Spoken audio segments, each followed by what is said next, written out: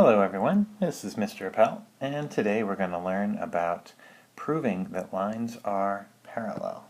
Now you see a whole lot of words on your screen, but a lot of these you should already have written in your notes. This whole top area up here from the previous lesson are the 5 different theorems that we talked about, postulates and theorems, about when two lines are parallel, what you know.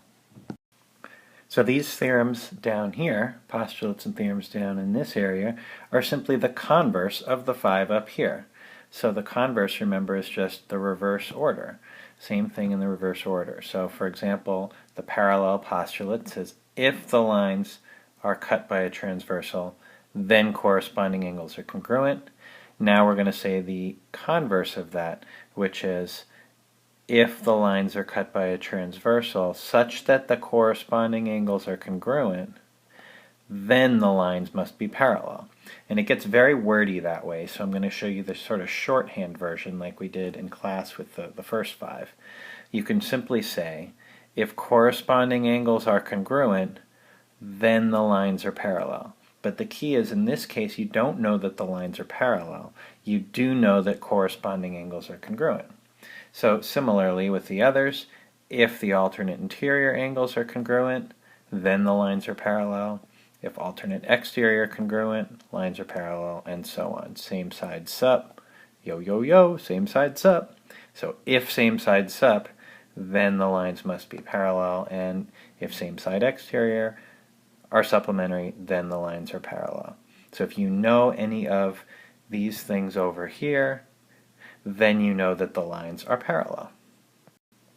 If you haven't already done so, you should pause and write those theorems down. Now let's look at some examples of how you can apply those theorems. So here we have a funny looking diagram with some bunch of intersecting lines and a bunch of angles formed. So here I'm going to give you some information, and you're going to need to deduce whether or not you can prove any of the lines are parallel based on that information. And I'm going to show you what that looks like. So for example, this first one, number 1, says that angle 1 is congruent to angle 4. So if I look at the figure and I say, okay, angle 1, and I'm going to trace it, and I really recommend doing this, is congruent to angle 4. By the way, if you haven't already done so, you should pause and copy that figure down so you can do this along with me. So if angle 1 and angle 4 are congruent, what can we deduce? Well, what we're looking for is, are angle 1 and 4 formed by 2 lines in a transversal, and are they one of those 5 things? Are they corresponding angles that are congruent? Are they same side sup? Are they any of those things? So the easiest thing to do is trace the angles and then just extend the sides of the angle. So angle 1, I'm going to extend that side and then extend this side all the way across my figure. And then I'm also going to do the same thing for angle 4. So there's this side extended. And notice that when I extend the sides of those 2 angles, I have a parallel line, another parallel line cut by a transversal, and we have those 2 angles, which if you haven't already noticed, those are corresponding angles.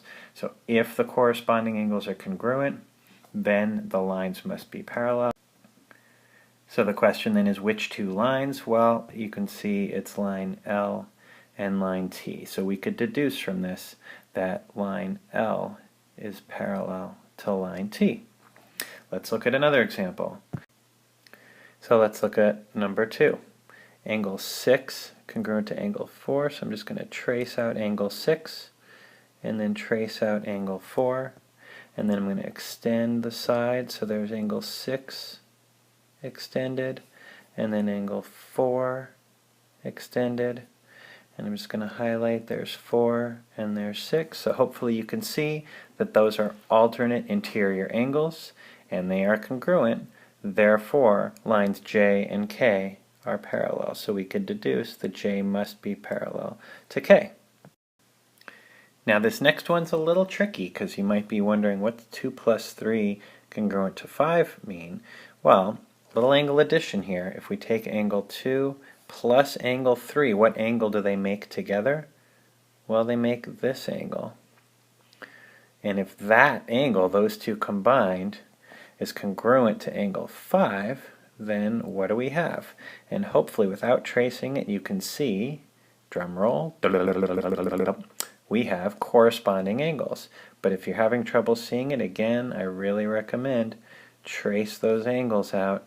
So there's 2 and 3, and we're looking at that whole angle together, the two together, combined with angle 5, and you should see that we have corresponding angles congruent. What are the two lines? Not the transversal, but the two lines. The two lines are L and T.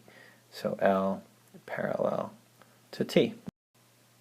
And finally, we see number 4, 2 plus 3 plus 8 congruent to 180. Of course, those should say measures of are equal to 180, so you can write that down correctly in your notes.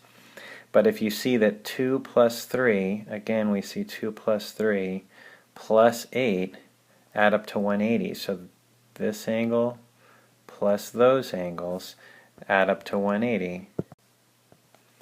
Then we're going to end up with some supplementary angles. So if I extend the sides of angle 8 and then extend the sides of the 2 and 3 combined together, that's where this gets a little tricky. I've got same side interior angles supplementary because they all add up to 180. So 2 and 3 combined together add up to 180. Plus the 8, I'm sorry, add up to 180. So J and K are parallel, so we could deduce that J is parallel to K. Now let's see how those theorems and postulates can be used in a proof. Notice here we're trying to prove that CD is parallel to BE, so we're trying to prove something's parallel, which of course is what all those theorems we introduced today were about.